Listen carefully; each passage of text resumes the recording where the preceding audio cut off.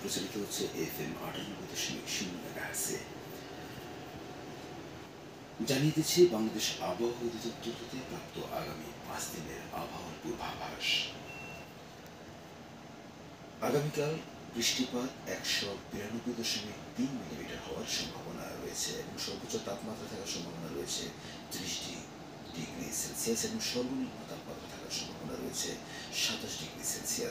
এ সময় বাতাসের আপেক্ষিক আর্দ্রতা থাকবে শতকরা 63 থেকে 94% এবং বাতাসের গতিবেগ থাকবে ঘন্টায় 34.5 কিলোমিটার।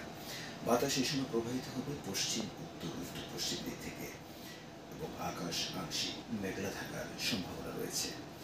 সুপ্রিয় শ্রোতা এবং চাষি ভাইয়েরা, আবহাওয়ার এই পরিস্থিতিতে আমাদের চাষি ভাইদের জন্য পরামর্শ এখন জানিয়ে দিচ্ছি। এখন আউশ ধানের শীষ বের হওয়ার পর্যায়ে রয়েছে এবং বৃষ্টিপাতের পর এবং বালাইনাশক আপনারা প্রয়োগ করতে পারেন। অতিরিক্ত পানি জমে থাকলে অবশ্যই নিষ্কাশন করুন এবং সেচ প্রয়োগ থেকে বিরত থাকুন। বর্তমান আবহাওয়ায় টমেটো ফসলে ভাইরাস সংক্রমণের কারণে পাতা কোঁকড়ানো রোগের আক্রমণ হতে পারে, তাই জমি নিয়মিত পর্যবেক্ষণ করা প্রয়োজন। আক্রান্ত গাছ তুলে ধ্বংস করে ফেলুন। কৃষি যন্ত্রপাতি প্রতিবার ব্যবহারের পর জীবাণুমুক্ত করুন। এ রোগের বাহক সাদা মাছির আধিক্য দেখা দিলে নিয়ন্ত্রণের জন্য প্রতি লিটার পানিতে 0.5 মিলিলিটার হারে ইমিডাক্লোপ্রাইড 17.8 ml মিশিয়ে স্প্রে করুন। দমকা বাতাস যাতে গাছ নুয়ে না যায় তাই কলা এবং পেঁপে গাছের সাথে খুঁটিয়ে দেওয়া যেতে পারে। বর্তমান আবহাওয়ার পরিস্থিতিতে পরিপক্ক এবং অক্ষত কলার কাঁদি এবং পেঁপে ফল সংগ্রহ করুন। ছত্রাকজনিত রোগের জন্য অনুকূল এই আবহাওয়া, তাই ছত্রাকজনিত রোগ নিয়ন্ত্রণের জন্য কপার অক্সিক্লোরাইড 50% 3 গ্রাম হারে প্রতি লিটার পানিতে মিশিয়ে স্প্রে করুন। জমি থেকে অতিরিক্ত পানি অবশ্যই নিকাশের ব্যবস্থা রাখুন এবং বৃষ্টিপাতের পর বালাইনাশক প্রয়োগ করুন। সেচ প্রয়োগ থেকে অবশ্যই আপনি বিরত রাখুন আপনার সবজি জমির জন্য। জানিয়ে দিচ্ছি এই সময় উদ্যান ফসলের করণীয় সম্পর্কে। গরম আবহাওয়া এবং প্রখর সূর্যালোক থেকে রক্ষা করার জন্য সদ্য রোপণ করা গাছের চারা এবং আমের ছোট গাছকে ছায়া দেওয়ার ব্যবস্থা করতে হবে। বর্তমান আবহাওয়ায় কলা গাছের গোড়ায় গর্তবাস কৃমির আক্রমণ দেখা দিতে পারে। প্রতিকারের জন্য চারা রোপণের সময় প্রতিটি করতে 1 কেজি হারে নিম পাউডার প্রয়োগ করুন। আকস্মিক বজ্র, ঝড় ও বৃষ্টির কারণে সৃষ্ট ছত্রাকজনিত রোগের প্রাদুর্ভাব থেকে কর্তনকৃত কলার কাঁদিগুলো রক্ষার জন্য শুকনো জায়গায় সংরক্ষণ করুন। কর্তনকৃত ফসল নিরাপদ স্থানে রাখুন। হেলে পড়া থেকে রক্ষার জন্য কলা গাছ, ছোট ফল গাছ এবং আখ খেতে খুঁটি দিন।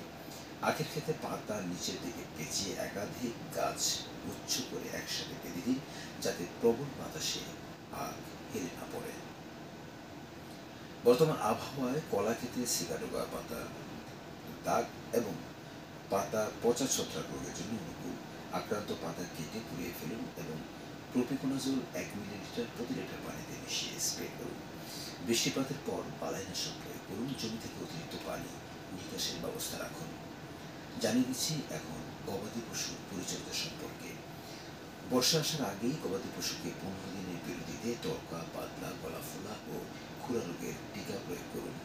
বর্ষার প্রতিকূল সময়ের জন্য গবাদি পশুর খাবার মজুত রাখুন। গবাদি পশুর স্বাস্থ্য সুরক্ষায় খাবারের সাথে প্রতিদিন 50 গ্রাম আয়োডিনযুক্ত লবণ এবং 50 থেকে 100 গ্রাম মিনারেল মিক্সচার মিশিয়ে দিন। গোয়াল ঘরে বাতাস চলাচলের সুব্যবস্থা রাখুন। বিভিন্ন রোগ থেকে রক্ষার জন্য পশু চিকিৎসকের পরামর্শ নিন এবং বর্ষায় প্রতিকূল সময়ের জন্য হাঁস মুরগির খাবার মজুত রাখুন। ভিটামিন সি সমৃদ্ধ খাবার খেতে দিন। এবার জানিয়ে দিচ্ছি আমাদের মৎস্য চাষীদের জন্য প্রয়োজনীয় পরামর্শ। প্রতিদিন নির্দিষ্ট সময় নির্দিষ্ট স্থানে পরিমাণ মতো ভালো মানের খাবার প্রয়োগ করুন। মাছের রোগবালাই দেখা দিলে বা কাঙ্ক্ষিত বৃদ্ধি না পেলে নিকটস্থ উপজেলা মৎস্য অফিসে যোগাযোগ করুন। 15 দিন পর পর নমুনায়ন করে মাছের পাড়ার হার ও রোগবালাই আছে কিনা তা পর্যবেক্ষণ করুন। মাছ ঠিকমতো খাবার গ্রহণ করছে কিনা তা পর্যবেক্ষণ করুন। নিজেদের তৈরি খাবার হলে ফর্মুলা অনুযায়ী আমিষ সহ অন্যান্য উপাদানের শতকরা হার বজায় রাখুন। মজুত পরবর্তী সার নির্দিষ্ট হারে প্রতিদিন প্রতি শতাংশে ইউরিয়া 6 গ্রাম, টিএসপি 4 গ্রাম প্রয়োগ করুন। শ্রোতা বন্ধুরা, এই আবহাওয়া জানিয়ে দিলাম আমাদের কৃষি, মৎস্য ও গবাদি পশু পালন করে চাষি ভাইদের জন্য প্রয়োজনীয় পরামর্শ। আপনারা শুনছেন কৃষি আবহাওয়া রেডিও রাঙামাটি, প্রচারিত হচ্ছে FM 98.0 মেগাহার্টজে। এখন শুনুন কৃষি বিষয়ক।